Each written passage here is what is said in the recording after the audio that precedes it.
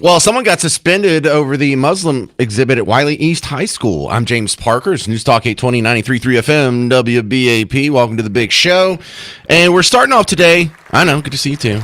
Starting off today with a continuing story that on Monday evening, a lot of us who are terminally online, sorry, I'm one of them.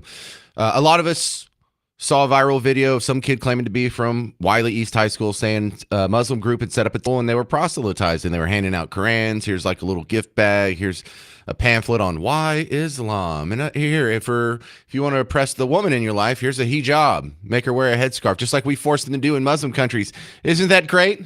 Just constant reminder of inequality. A lot of people didn't like that, rightfully so. So a fuss was made on Tuesday.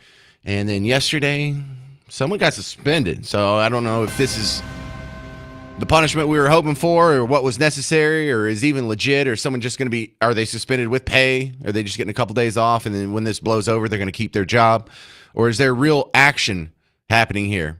For those of you who missed the last couple of days, I can recreate it for you real quick. Here is the video that got everyone's attention in the first place. The kid's name is Marco. He looks like he's 17. Hello, tell me the story. What happened today at school? Okay, so I'm Marco. I'm the president of the high school Republicans at Wylie East High School. And today there was an organization called Why Islam that had a huge table booth in the front of our school today, and they were giving hijabs to Muslim girls out throughout the high school, and they were giving out Qurans, and they also had pamphlets about Sharia law and other Islamic things, and they were giving out these bags. And I had a discussion with the women that were there, and we're trying to understand what's going on. Was everybody in a hijab? So they were passing out to as much, girls as they could. So that was their goal. How many students took those bags? I don't have an exact number of how many people took them, but I can say that they were trying to get as much out as they could. And it was during the school day, right? Yes, it was during lunch.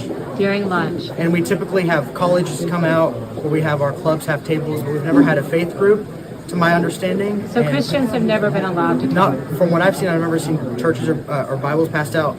I can't confirm that that's 100%, but what I can say is that this was a big thing that they wanted to push out today.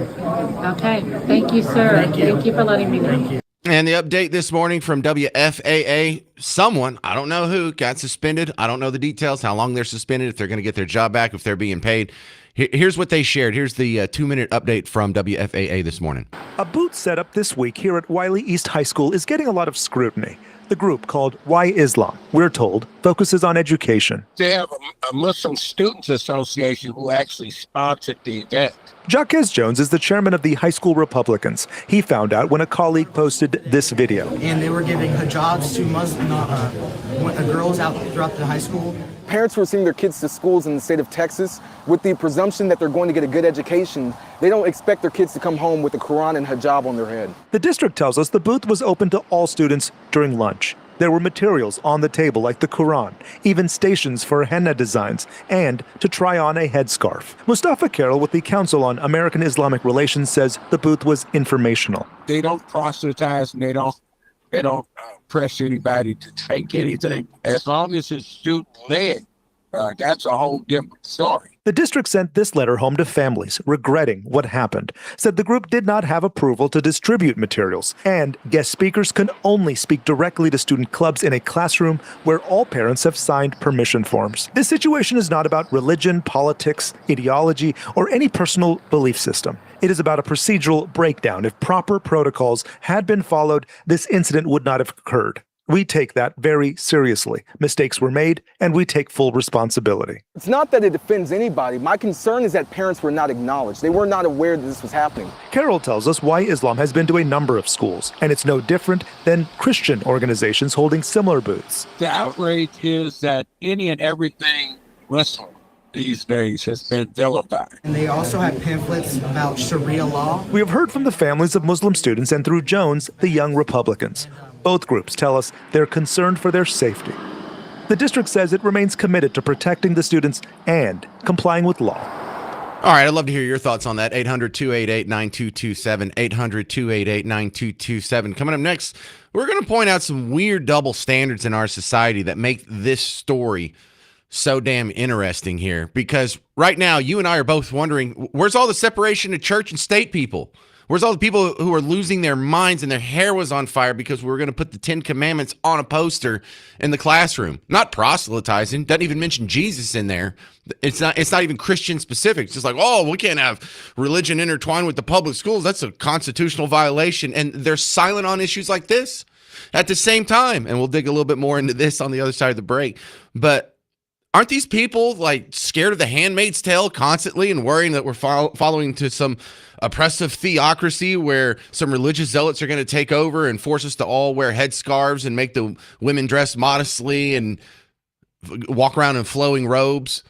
Hello, you have people who are putting headscarves on your daughters right now, on young ladies right now. Isn't this fun? Little fantasy camp, a little dry run for your oppressive future in a real patriarchy. No complaints about them, no outcry. In fact, they embrace this. They bring it and they show it to your kids and then they try and hide it from you. What is going on? I'm James Parker. It's News Talk 820 93.3 FM WBAP.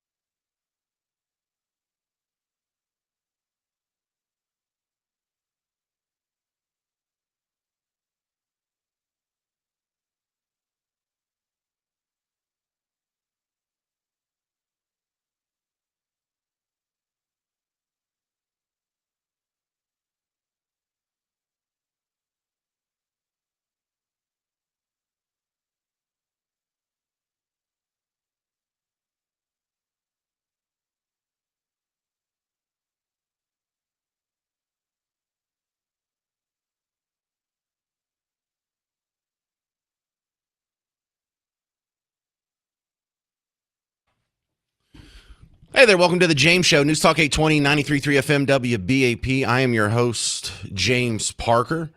Your home for Markley, Van Camp, and Robbins, three funny guys that are going to be on for 3 hours as soon as I'm done here between my two shifts today. But our top stories of the day, except for the City Hall one, seem to center around the immigration issue in some form or fashion, because I was just playing you the issue of the Muslim exhibit, proselytizing, handing out headscarves at Wylie East High School. The big story yesterday was the response to the Frisco City Council meeting where a bunch of people showed up and voiced their concerns. It was a packed house, and their concern is on the immigration front, the H-1B, at least abuse, if not outright fraud, that is transforming Frisco in ways that should be concerning to basically everyone. And the other big story today is this proposed immigration center, the ICE detention facility, that may be put in Hutchins. Now, a couple things before we actually get into the bones of that story. There was another story that was on WFAA where they were talking about how they were teaching kids to be aware of media bias. And you know what? I love those lessons, and we should spend a little bit more time on lessons like that, because the last lesson the last package you just heard was a pretty good balance. It had a guy that was the head of the student Republican club at Wylie, and it also, you heard sound bites from the local, I think it was CARE or the Muslim organization. So you had a spokesman from both sides. Both points were presented. Later in the show, I'm going to play you their package about the City Hall demolition debate. We're waiting on a report that's supposed to come back in like 3 weeks. And some sides say, well, we need to tear it down. The other side says we definitely don't need to tear it down. And they present both sides. Here's one that fails the sniff test. This is a good sign that you might not be getting straight news. There may be a tinge of propaganda in there if there's only one side of the story presented. Now, I'm not beating up WFAA. Hell, most of their reports are fantastic. And you can guarantee that you're going to get good reporting when it's something that's not politically polarizing. Tearing down City Hall, that's not a left or right issue. That's not a Republican or Democrat issue. You're going to get great reporting on that. Right here, when we talk about something that is ICE related, it's the most political hot button issue of the day. You're only going to get one side of this. And I usually wouldn't play you a 2.5 minute news package because we try and keep the sound bites smaller. But I just wanted to play you the whole thing so you know I didn't edit this out and take out of context where they presented the other side. Because the other side of this debate that they're not going to talk about is if they do put a 9,500 capacity facility in Hutchins, how many jobs will that create? How many new businesses will come in necessarily to support that? How many people will have to be suppliers for this? How many people are going to do the laundry and going to provide the food service and the janitorial service? And someone's got to pop up the concrete in the parking lot and replace the water main that busted. Another thing they're not going to tell you here is there's already a building there. It already has water. It already has sewage. It's already been used. It is not going to be a strain on the infrastructure above and beyond what it already is. It's already there. They're just going to convert a really big building. I'm talking like 1 million square feet. So I just want to tell you what's not in this soundbite before I play it. And that'll be kind of frustrating here. Because how many times do you see stories in the news where they're begging companies to come here? This is going to bring in so many jobs. This is going to add to the tax base. This is going to bring in so many suppliers and other ancillary jobs that are connected to it. It's going to generate this X amount, millions of dollars in economic activity per year. Do you hear any of that in this story? Or do you just hear completely one side? Candidates are up in arms over a possible ICE facility in Hutchins. So here is where the Washington Post reports that facility could go. The building is just off I-45. The shaded area is where many of the residents in the city live. It's also not far from Wilmer Hutchins High School. Our investigative team has been working to find documents to back up the Washington Post report, but haven't found any so far. But it's clearly struck a chord with city officials and people who live there. Brittany Moncrief is live tonight in Hutchins to show us what's happening now.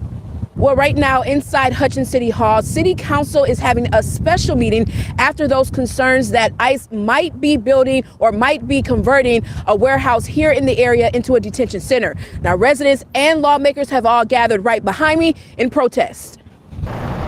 not far from where we're standing. My house was the first house on the street. Marcella Baucom has watched the city of Hutchins grow. This city hall is brand new. Like, I've seen all of this come up. But still, living in southern Dallas County more than 20 years. Stuff that doesn't need to come south, comes south. She says like the possibility of an ICE detention center. Just throw it south, they'll take it.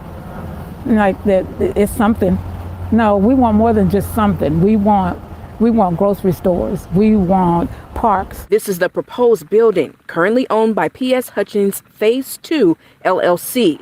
The nearly 1 million square foot property could hold up to 9,500 people, which is more than the city's current population. I know they can't sustain from the infrastructure side of it. Dallas County Commissioner John Wylie Price says you have to think about sewage and water. You got a safety issue there. You can't just put people in a warehouse. Plus the economic impact from property taxes. You're talking about $1.7 million tax hit. Through multiple government sources, WFAA has not confirmed any deed or documents suggesting ICE has purchased this land.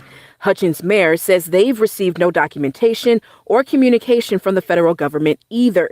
The city also says they would not support an ICE facility, while Governor Greg Abbott's office says he fully supports every tool and strategy of the administration's deportation efforts. You're being zealot about local governments. And from the residents to the federal government. Not on my watch. Not on my watch. I'll be here. And here they are protesting and speaking out, voicing their concerns. Now, we're told by Commissioner Price that the meeting taking place with council will most likely be fully an executive session. They're expected to meet with their lawyers to talk about what options they might have if that warehouse is purchased by ICE. All right, so let's go through all the things missing there. And if you have anything to add to this, I think this is a great exercise when we talk about, critical thinking skills. I don't think people really understand what the term critical thinking skills are. People think critical like, oh, we have a critical water supply or we have a critical electricity supply. Something is critical to something else means that you would die without it. That's not what we mean when we say critical thinking. When we say critical thinking, we mean the ability to critique it. That means the ability to take an information and go, nah, that doesn't make any sense. I don't believe you. Being able to be critical. But why wouldn't you want thousands of illegals in Hutchins? Haven't we been told that they're safer and less criminal than us evil, stupid, local native Texans? Aren't they more productive and contribute to the tax base? It's just, widows and orphans, just sweet little families, and we don't want to separate them. Where are we supposed to put them? Nowhere. Sounds like you just don't want us to enforce laws. It sounds like you just don't want us to enforce immigration laws, more specifically.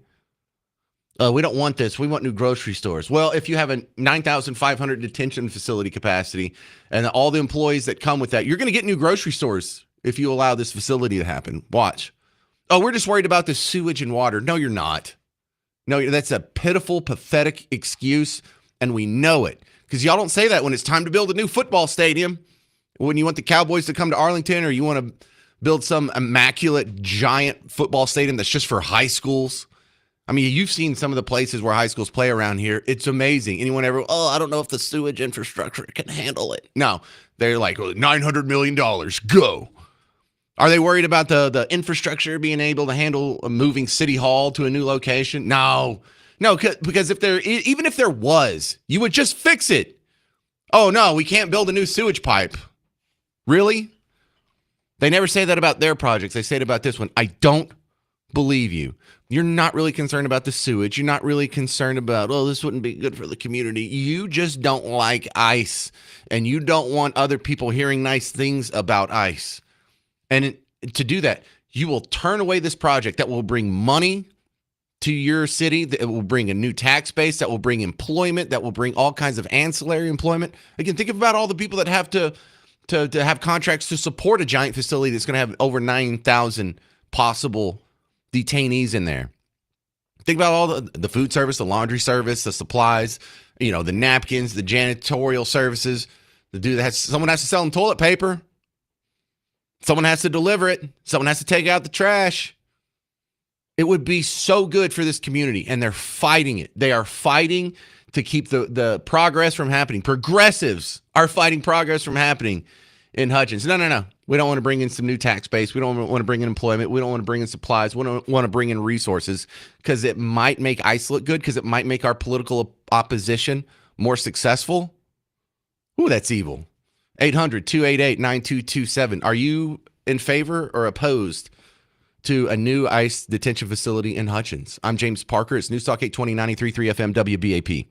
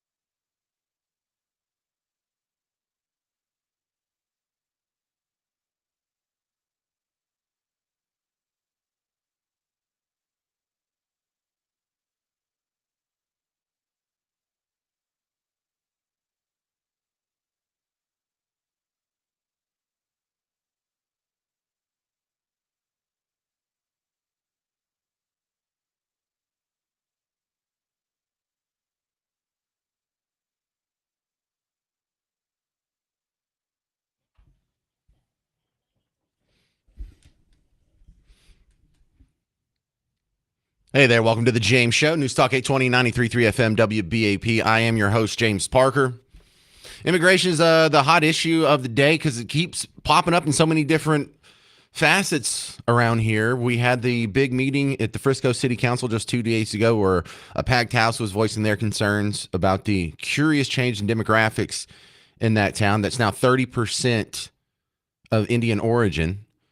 20 years ago, it was 2%. We have immigration being of concern over in Wylie East High School, where some Muslim groups set up a table. Why Islam? Passing out Qurans and pamphlets. You can try on a hijab. Won't that be fun? And the people who are so scared of the Handmaid's Tale think it's funny. In fact, you probably saw the, if you're online as much as me, you definitely saw the picture of the superintendent where she's wearing a hijab on National Hijab Day last year. Isn't this fun? Meanwhile, we're supposed to be scared of the Handmaid's Tale because look out for those right-wing Christian fascists. The double standards are amazing. And then the third story, and we're not even out of DFW yet when we come to the headlines, is this proposed ICE facility for Hutchins, and people are fighting it. Why would you fight a big development like that? Why would you fight a big contract, big resources, jobs being created all over the place? It would be a huge boon to your city, but you can't. Why? Well, because ICE is bad. Not when Barack Obama was building the largest ICE facility in Dilley outside of San Antonio. No. That was fine. That was celebrated. In fact, I have the New York Times article here where they celebrated. Yeah, Homeland Security Chief opens largest immigration detention center in the U.S. This is from December 16th, 2014 in the New York Times. Who was the ICE security chief back then? Oh, yeah, Tom Homan. But now it's the most evil thing ever. I don't believe you. Billy, Marble Falls. You're on WBAP. Hey, Billy. Good morning, sir. I just wanted to throw an idea out there and perhaps change the name of the facility. You might get more support for it. Possibly call it something more along the lines of a government-subsidized temporary housing for displaced foreigners. Oh man, that's great. Yeah, the PR on that. That's smart, Billy in Marble Falls. No. It's not an ICE detention center. It's affordable housing is what it is. It's affordable housing for underprivileged migrants or undocumented Americans. Oh, Billy, that's good stuff. Billy, why aren't you in charge? Why aren't you should be in charge? Because I'm a white trash redneck. Well, that's your first problem right there. Get off the phone, you white devil. All right, Bill in Rowlett, you're on WBAP. Yeah, James. Did you ever hear of the Luddites? Luddites, yes. Yeah, okay. Well, for people that are listening and don't know, they were against industrialization in, I think it was mainly in Europe and particularly in London, in England, where they were against, this is mid-1850s or something like that. They were going to, gigantic plants and they were, spinning wheels and all this stuff. And they were industrializing, and these people were actually breaking into the buildings and destroying the equipment. So this is what we got right now. We got a bunch of Luddites. They can't stand to have any change. They can't stand any improvement. They can sit there and wallow in their own pity, but I have no pity for them. I don't think that's it at all. Because Bill, they don't protest when they built the Dilley facility under Barack Obama. So it's not that they don't like new ICE facilities being built. This is just an excuse to make the independent third-party, weak-minded people think Orange Man bad. I agree there, but like I said, they break into businesses all the time and they destroy things, and they're just fools. They're just idiots. I just can't get over it. Well, see, I don't like being that reductive, Bill, because a lot of people that I know that are liberal are not idiots. They've just signed on to the wrong worldview, and when you do so when you're young, it's kind of understandable. You're not as smart as you are now when you accepted this worldview. But once you have been convinced yourself that you're on Team Blue, it's the hardest thing in the world. especially for an intelligent person, to admit that they've been wrong their entire adult life. And these people that they've been accusing of being Nazis this entire time were right. You know how much humility it takes? You know how much self-awareness and willingness to sort of submit and admit you were wrong? You know how hard that is for these people? Oh, I can imagine. It's when I was working, if I made a mistake, I didn't go in there and say, well, listen, it was Bill down here that did it or what. I said, yeah, it's my fault. If there ain't consequences, you put them on me. Don't put my people on my crew. And then after I get off, after they discipline me, I'll discipline the crew and tell them don't ever do that again. I'll make you walk around the truck 15 times. But I take responsibility for my actions, and you just pass it down the line. Yeah, well, listen, if the reporting on this is what makes this so interesting, because thank you very much, Bill and Rowlett, because they're not actually against new ICE facilities. They're just against new ICE facilities under this guy. There was no protest. There was no report on WFAA where they were concerned about how the new ICE facility that Barack Obama opened in Dilley was going to destroy the neighborhood. In fact, if they wanted to actually have facts on their side, they could go to Dilley and they could say, see, we can't do this in Hutchins because when they built the big facility in Dilley, look, this is all the negative consequences. However, they didn't tell you that, which means you can probably guess there are no big negative consequences to having an ICE facility. In fact, it's probably positive. You probably don't want to go down there and ask the people of Dilley, hey, how's life since you opened this new detention facility?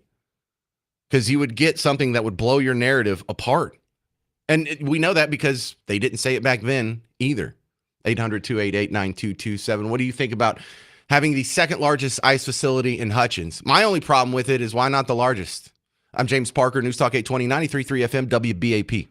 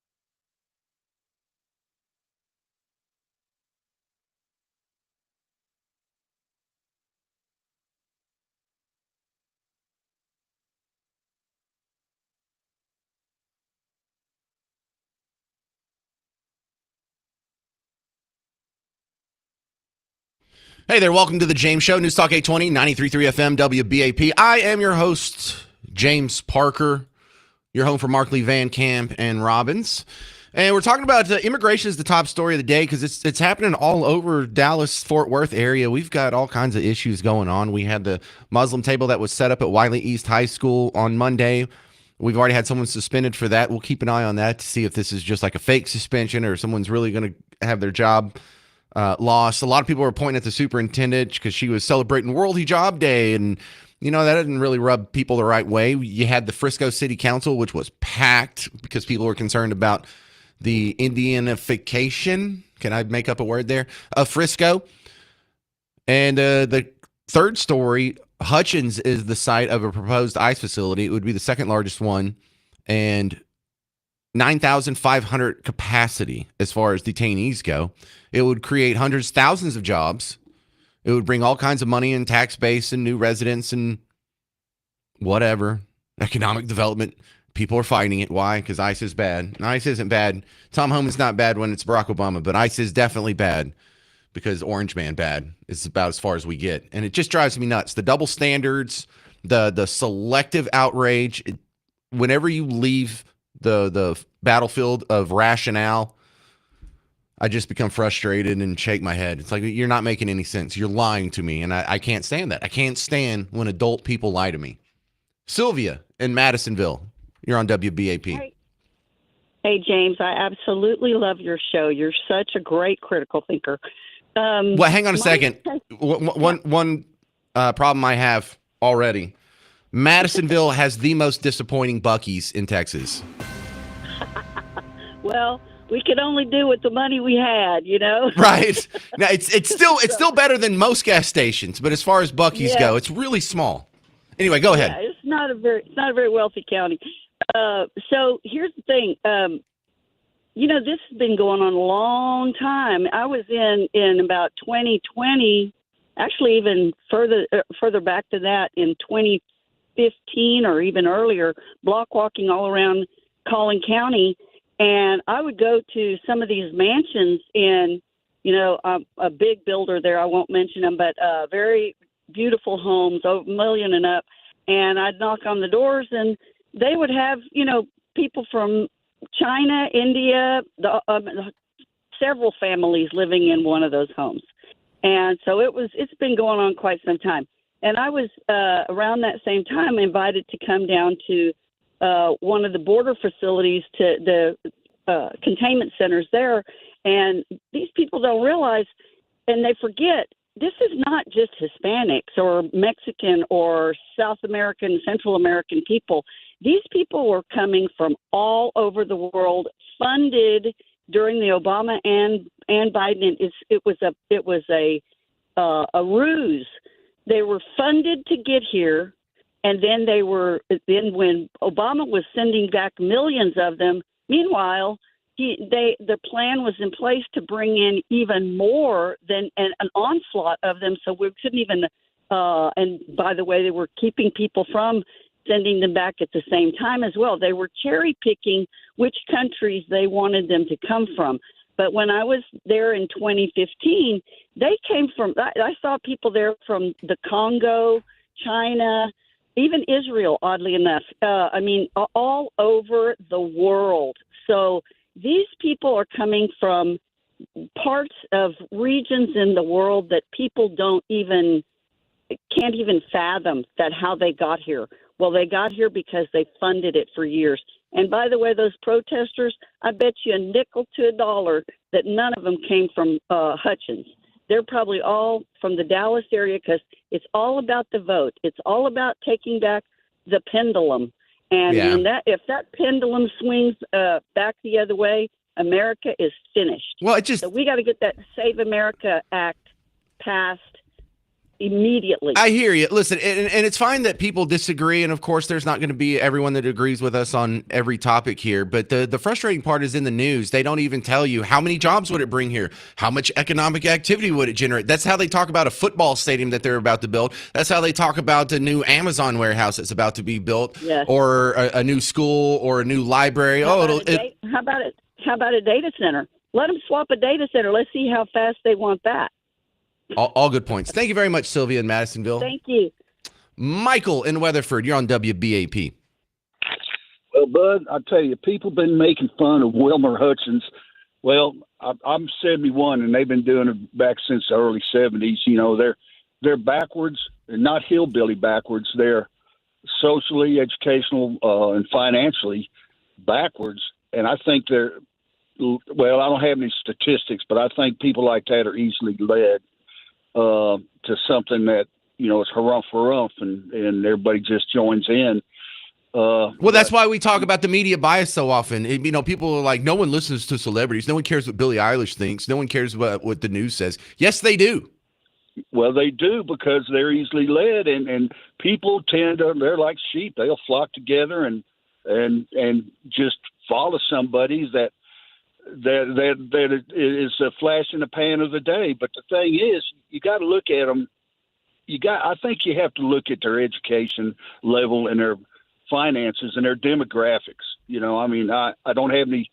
I think less educated people are more prone to believe in, you know, certain things that just really aren't. I don't know. Rational. You say educated. Educated by who? People that go to college. The longer you stay in college, the worse your politics get. So I'm not sure if education is necessarily the answer there. But I think we all agree with the general tenor there. There is some sort of intellectual shortcoming in the people that can get exercise and have selective outrage. Oh, this ICE facility is terrible. What about the other one they built? Well, that was during Obama, so that's okay. Do they not get that? Do they not get that Tom Homan got an award for deporting even more people under Obama than Trump, and there was no protests in the street? No one cared about a 5-year-old being detained. No one cared about the 56 people that died in ICE custody during Obama, but you care now. And the fact that they don't see that double standard, I don't even really know how to fix that, Michael in Weatherford, but you're making good points. 800-288-9227, 800-288-9227. I have a fourth immigration story. This one's Plano-centric, coming up next on News Talk 820, 93.3 FM WBAP.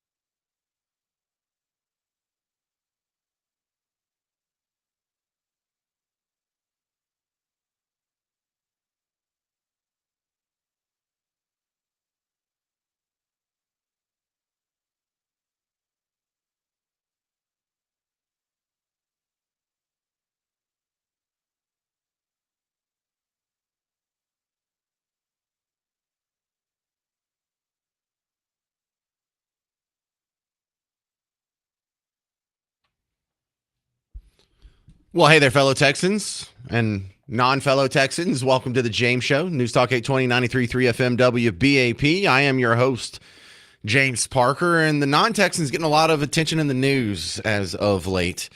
We're talking about this proposed ICE facility for Hutchins, and the reporting and the complaints and the protests against it are just so weak. It's like a tissue paper. You can just poke right through it. You know, we're concerned about the won't be able to have enough water and sewage. Yeah, that's the ticket. The building's already there. They already have toilets. They've already flushed them. It works.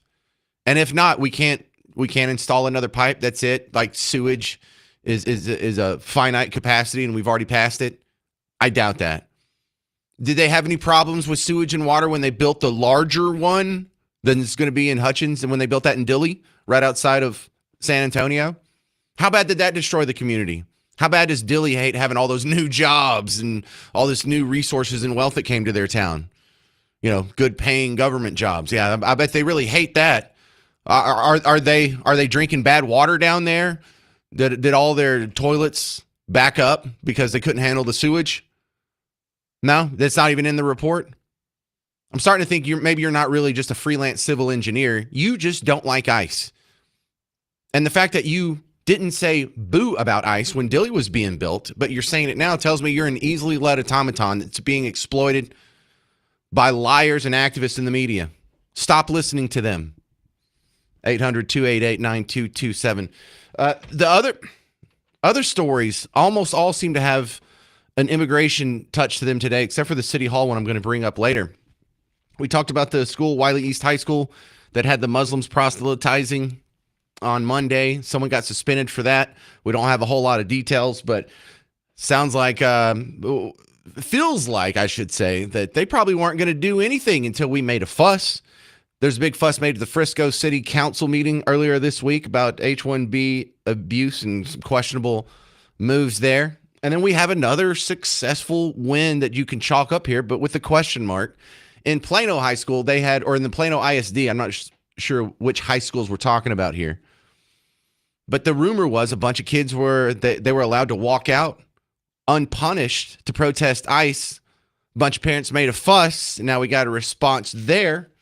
And it sounds like another win. This is from Salty Tattooed Mama. I'm sorry, that's just what she calls herself on X. Her clips have been on the James Show before. I've tried to invite her on as a guest, but haven't got a response. But here's the quick 30-second rundown of this battle happening in Plano. So we've got Hutchins, we've got Wylie, we've got Frisco, and Plano. It's funny how that policy became crystal clear after I pushed. Just 2 days ago, I was told students were being allowed to leave campus for 10 minutes for political walkouts. Now, after escalation, after questions, after media attention, there's an email. And suddenly that language becomes crystal clear. Walkouts during the instructional day are not allowed. Students are expected to remain in class. Leaving campus results in an unexcused absence and disciplinary action. But that clarity did not come out of nowhere, because emails like this don't get written unless there has been a problem. There you go. You realize who all's getting stuff done around here? Because the people that are blowing the lid off to Frisco H-1B questionable use, if not abuse, if not fraud, it's not major media outlets. It's not the big newspapers, not the big TV stations, not even the big radio stations. It's just regular people. It's Kaylee Campbell. It's Mark Palaciano. It's Sarah Gonzalez. I mean, she's with the Blaze, so that's kind of big. And then here, Salty Tattooed Mama, getting it done. I don't even know who gets credit for doing what they did in Wylie. But your little tiny micro activism, it gets good results sometimes. Keep it up. Nathan in Dallas, you're on WBAP.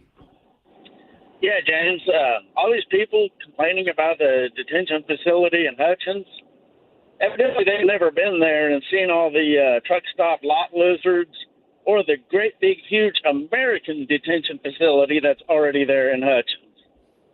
That's all good points. They haven't seen the great big huge prison that's there in Hutchins. Heck, an ICE detention facility will improve the place. It'll make it better.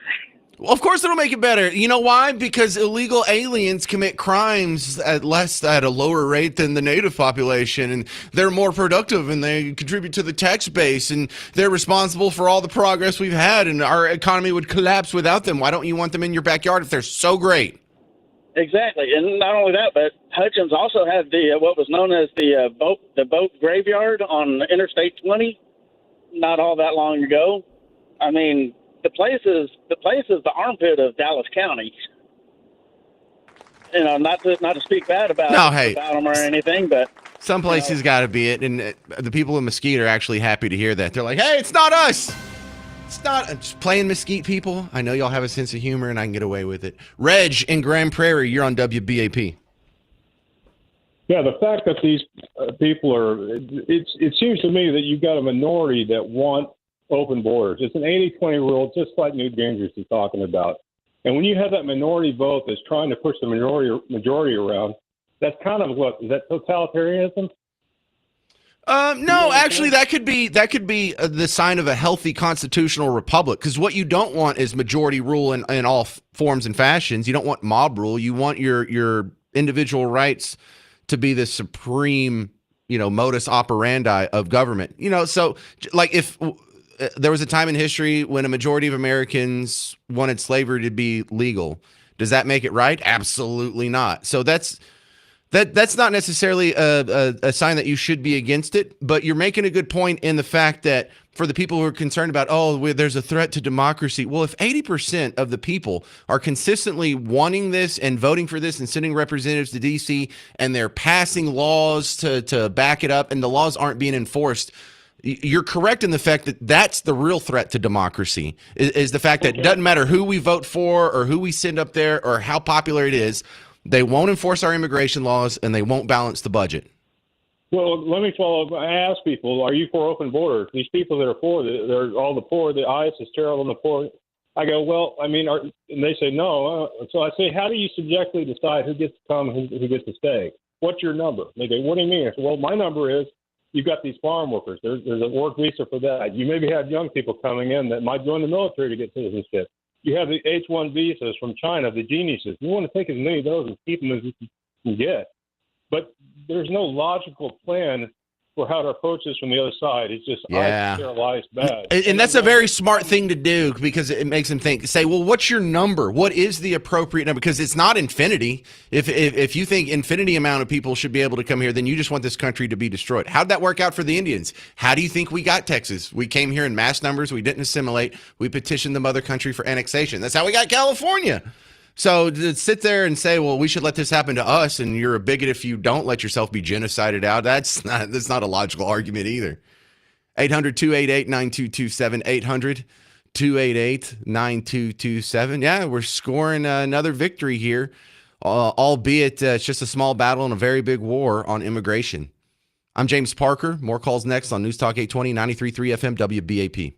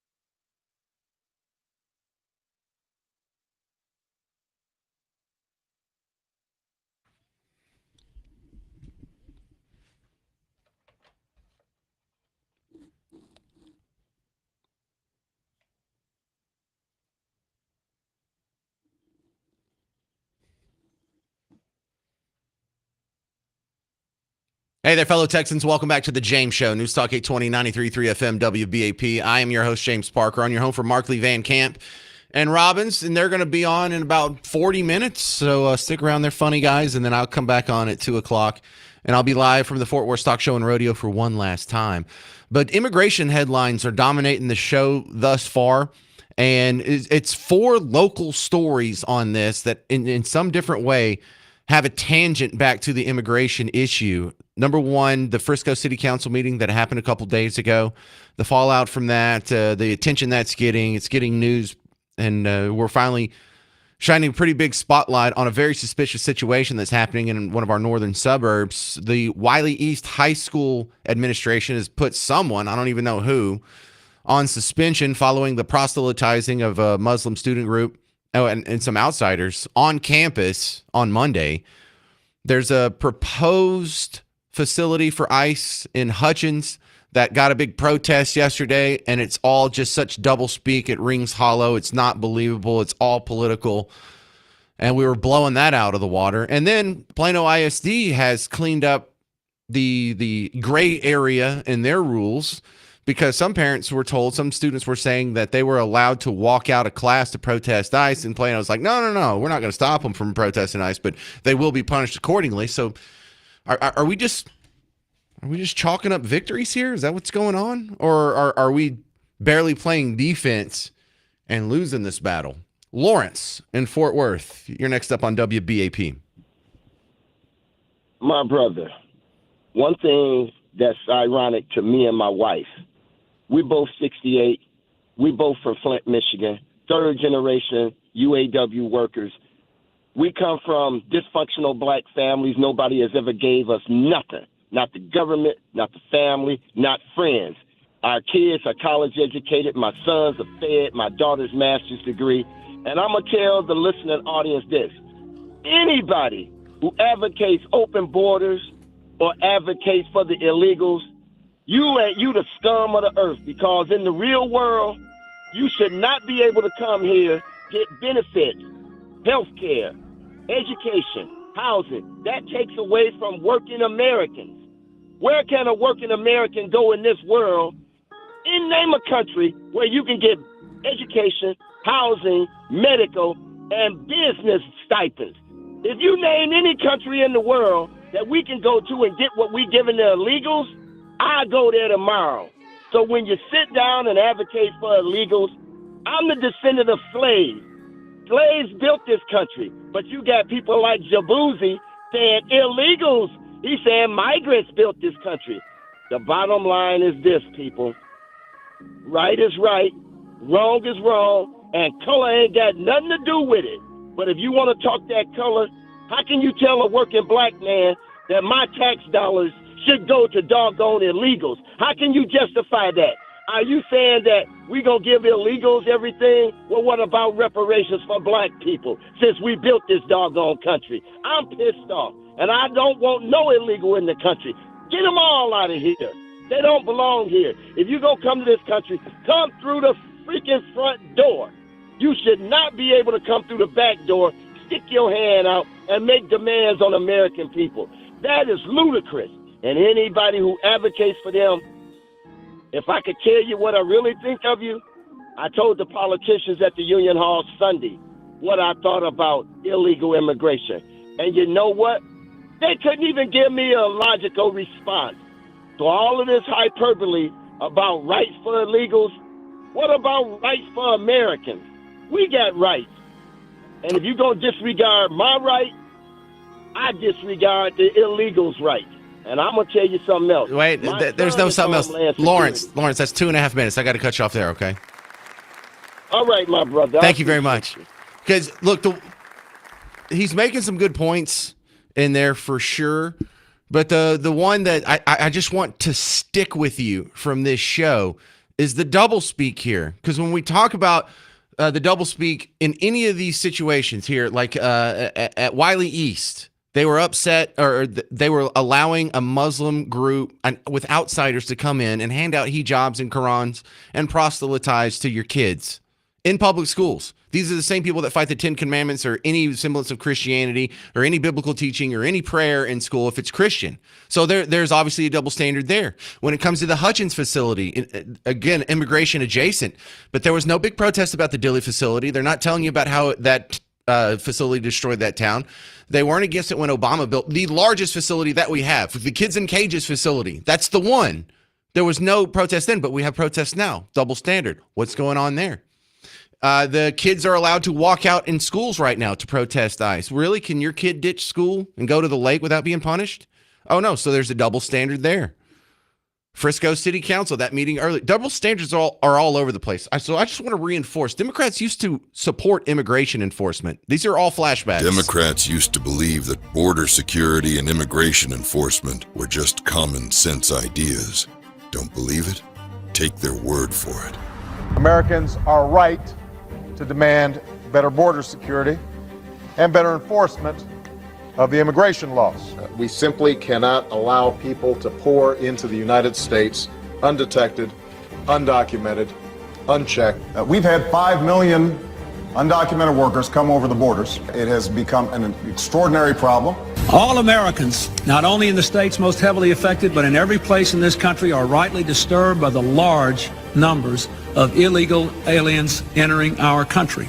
And we must do more to stop it. Biden, yes or no, would you allow the cities to ignore the federal law? No. Any city should listen to the Department of Homeland Security. The city made a mistake not to deport someone that the federal government strongly felt should be deported. Just because your child gets across the border, that doesn't mean the child gets to stay. We do not think the comprehensive health care benefits should be extended to those who are undocumented workers and illegal aliens. We do not want to do anything to encourage more illegal immigration. People say, well, why can't you stop illegal immigrants from coming here? And the number one answer we give is when they come here, they can get jobs, get benefits against the law because of fraud. Illegal immigration is wrong, plain and simple. Open borders. You're doing away with the concept of the nation state. Our nation, like all nations, has the right and obligation to control its borders, and no matter how decent they are, no matter their reasons, the 11 million who broke these laws should be held accountable. For decades, these weren't controversial or radical ideas. The only thing that changed is them. So all those things now, if you say these things out loud, you're literally Hitler. Coming up next, the absolutely brain dead, probably brain damaged debate on whether or not we should tear down City Hall. I can't believe this survives critical thinking scrutiny for 5 seconds. You'll hear that next on The James Show. News Talk 820, 93.3 FM, WBAP.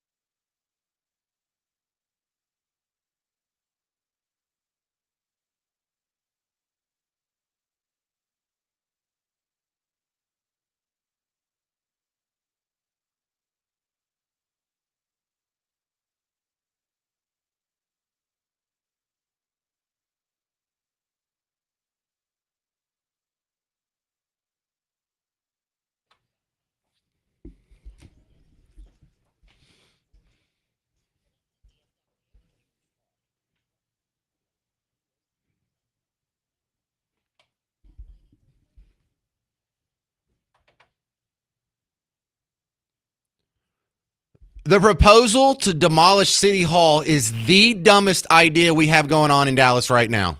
I'm James Parker, News Talk 820, 93.3 FM WBAP. I'm not saying that to be hyperbolic. I'm not saying that to be sensational. This is one of those emperors have no clothes moments to where it almost makes me want to pull my hair out that everyone doesn't see this. You can think about it on your own individual level. If you had a house that needed a lot of repairs and money was tight, what would the most sensible thing do? Find out what the repairs are, make them, boom, move on. If there's a whole lot of repairs and someone says, well, it would be cheaper to just build a new house, what would you do? Well, you would probably build a new house and then you would turn around and you would at least attempt to sell the building. And if there were no buyers, then of course it's going to have to be torn down, but you would at least attempt to sell it or at least find out or at least list it or at least get some estimates. But if you were tight on money, the first thing you wouldn't do is say, well, we'll just tear this one down and build a new one. It doesn't make any sense. And all the excuses they give are terrible excuses.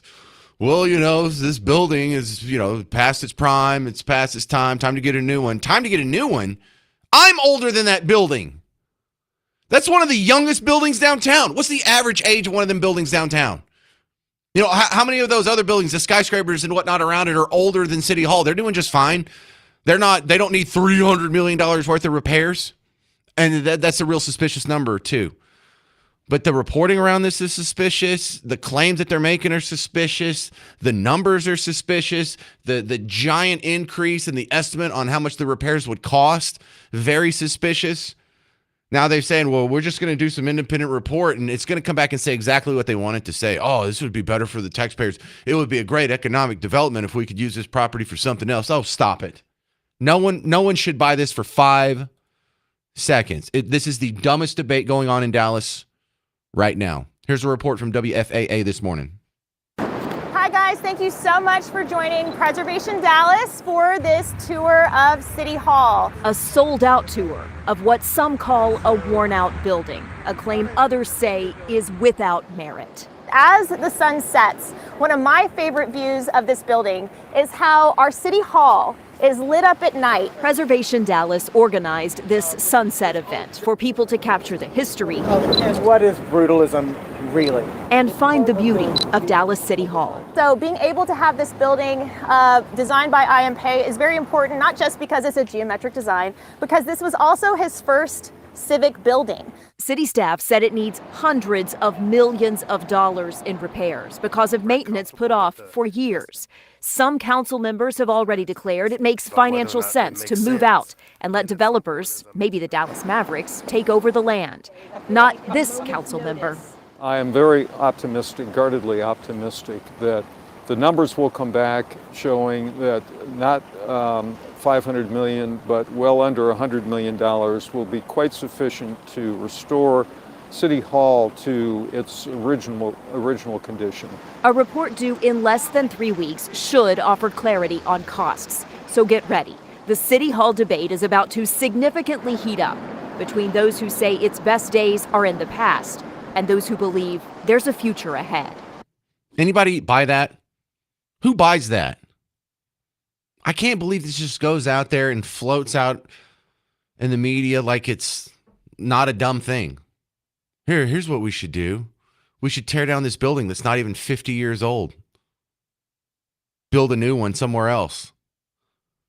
What? Why wouldn't you build one on the same spot? Why wouldn't you? And then there's a giant blank spot of unused downtown real estate that's about 3 blocks to the east of where City Hall is now. If we wanted a new stadium downtown, we could build it there. There's a big open spot on the other side of Reunion Tower too. I know some of that's going to be taken up by the new convention center and the parking for that, but we could build a parking garage and make it happen. There are 18 other places in Dallas that would be better than the City Hall location for the Maverick Stadium. In fact, that is one of the last places we should put it. Because one thing they don't include in the debate here, City Hall's paid off. We're not fronting a rent to anybody for that. We're not making a mortgage payment. We're not paying off the municipal bonds on that. We have a paid off building. If you had a paid off house, how much sense would it make to tear that down and build a new one? Issue new bonds, get new debt? Would that really be what's financially smart? Of course not. And it really is that simple. Steve Weatherford, you're on WBAP. Hey, Steve. Good morning, James. As a former certified facilities manager, I would challenge them to create a statement of work for the renovation of the existing building, put it out for competitive bids, and when the numbers come back, it will make the city council and those who want to tear it down and build a new one look like idiots.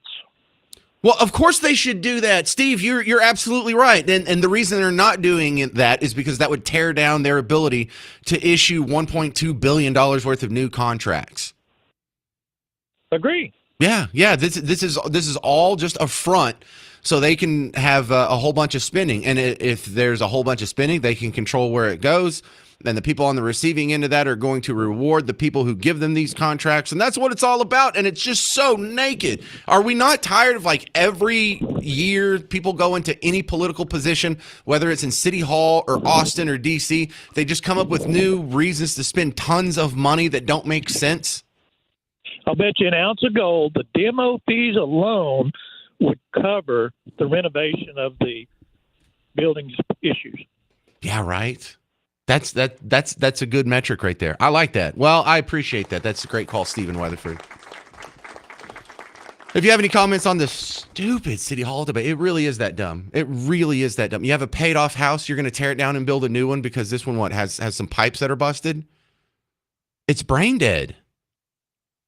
And it's corrupt. It's obvious. It's an obvious lie just so they can funnel money to their donors and politically connected people. And some of that money is going to come back to them because there's $1 billion at stake for corruption. Coming up next, the terrible story of Savannah Guthrie's missing mom. I'm James Parker, News Talk 820 93.3 FM, WBAP.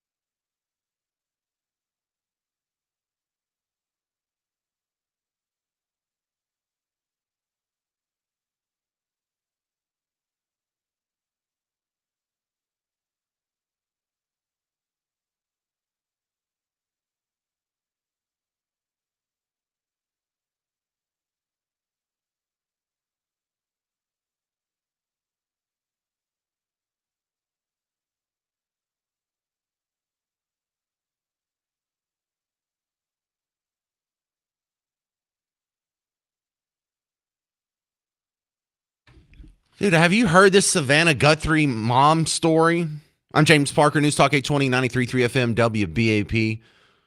What a horrifying situation this is to be in. Savannah Guthrie, she's on NBC. What is she doing, the Today Show these days? Her mom's been missing, and her mom's 84, and her mom needs medication, and there's evidence that there's forcible entry, and she may have been kidnapped, and we haven't heard anything, and it's been days now. She missed church on Sunday, and here it is Thursday, still no word. No even sign of life. Here's a terrible update from our news partner, WFAA, on the story.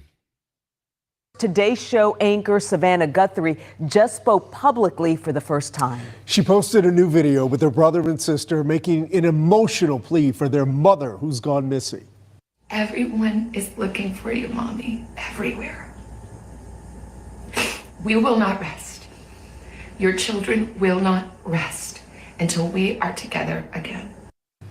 Nancy Guthrie is 84 years old, and detectives think she was abducted from her home in Tucson early Sunday morning. Savannah also addressed the ransom note sent to local TV stations that investigators are trying to verify right now. We too have heard the reports about a ransom letter in the media. As a family, we are doing everything that we can. We are ready to talk. Guthrie says it's important they know their mother is alive and someone has her. ABC News reports the FBI is deploying more agents and experts to help support search efforts near the scene. Oh my God.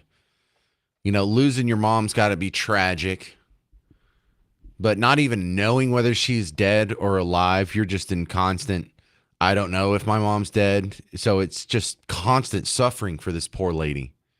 Just constant suffering. The not knowing is probably worse than her actually being dead and you knowing.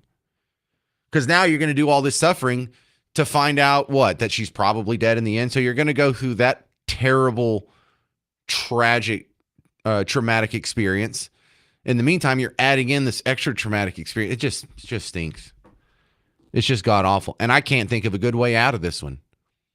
Like, what's the best case scenario here? She's demented and she wandered off and she's just dying slowly from the elements. Jesus.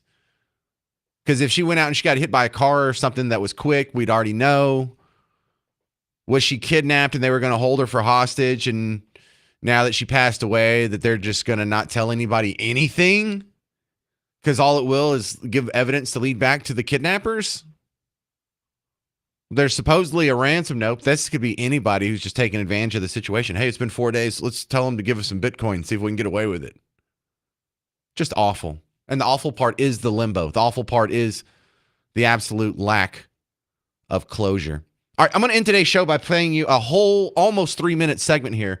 Reason.com. It used to be Reason Magazine. Now it's a website.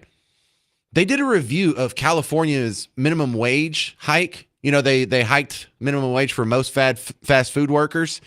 And now that we've had a little bit of time to go back and see how well it did, you find out it didn't go well at all. What happens when the minimum wage goes up?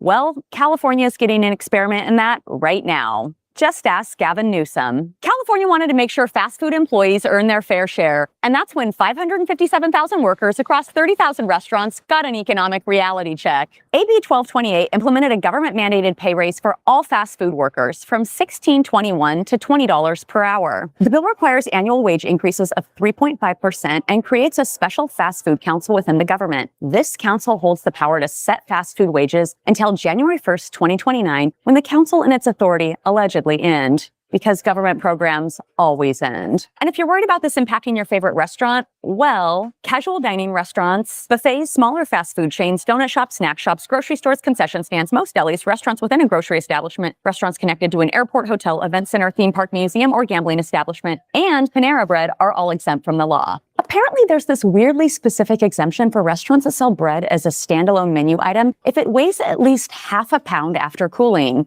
And Gavin Newsom pushed for that. You see, Gavin Newsom went to high school with Greg Flynn. Greg Flynn owns the Flynn Restaurant Group. They own 2,300 chain restaurants across the U.S., and they're the second largest Panera franchisee in the world. Flynn has donated more than $220,000 to Newsom's campaign since 2017, and $100,000 of that was to defeat the recall. So for some totally unknown reason, he really wants this guy in office. When called on this eyebrow-raising exemption, Newsom said the deal is part of the sausage-making process. I mean, that's part of the sausage making. That was part of 257, the original bill, and there was part of the negotiation. It's the nature of negotiation. So maybe he'll exempt meat shops next. After the bill passed, Assemblymember Chris Holden said, "The rest of the country is watching what's happening in California." And yeah, that's an understatement. 1 year after implementing the so-called FAST Act, we are finally seeing its effects, and they are exactly what you would expect. Rubio's Coastal Grill closed 48 locations across the state, Mod Pizza closed 5, and Pizza Hut laid off all 1,200 delivery drivers. In total, fast food employment decreased by 2.7%, which cost California 18,000 jobs. How much do you make per hour? After being fired, restaurants replaced employees with digital kiosks, and those who did keep their jobs saw their hours decrease by almost 2 months per year. AB 1228 is such a disaster, even CNN admits it's debatable job numbers. At the same time as Gavin Newsom's California lost fast food jobs, the sector has grown in the rest of the nation. To be fair, though, Newsom is responsible for some exceptional growth. Fast food prices are up more than 13% since the law took effect. So, are Californians finally waking up to the unintended consequences of minimum wage hikes?